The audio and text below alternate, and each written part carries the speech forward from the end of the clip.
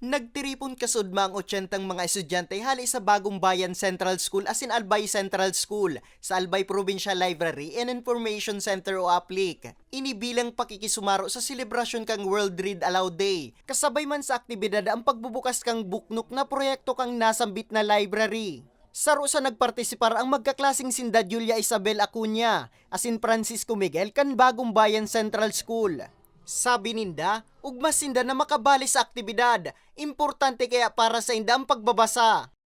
Magbasa kayo para maging mabuti po.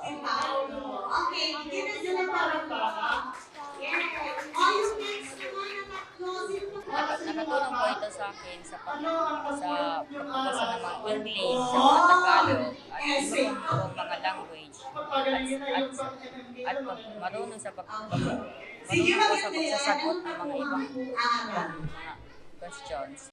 Ang paratukdo na si Raquel Acub, labi man ang pasasalamat sa pagkakapili kan sendang eskwelahan sa aktibidad.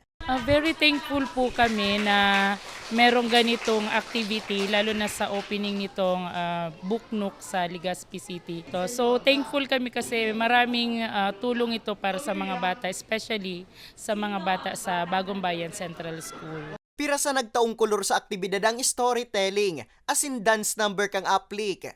Sigun kay Amelin Bautista ang pamayo kang aplik, taon-taon ninday ning pigigibo. Ngunya na taon, may tema ining Read Aloud Change the World, na obhetong mapabaskog ang kaisipan kan mga estudyante sa paagi ning pagbabasa.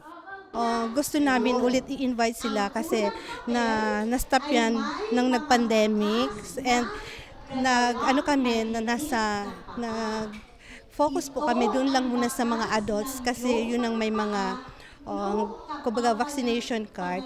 Pero today, pwede na po natin i-accommodate ang mga children and lalo na marami tayong new books from the National Book Development Board. Apwera sa kooperasyon ka mga eskwelahan, pinagpapasalamat man ni Bautista ang suporta hali sa gobyerno probinsyal kang Albay. We are very thankful sa ating provincial government of Albay family, lalong-lalo na po sa ating governor at sa ating vice governor.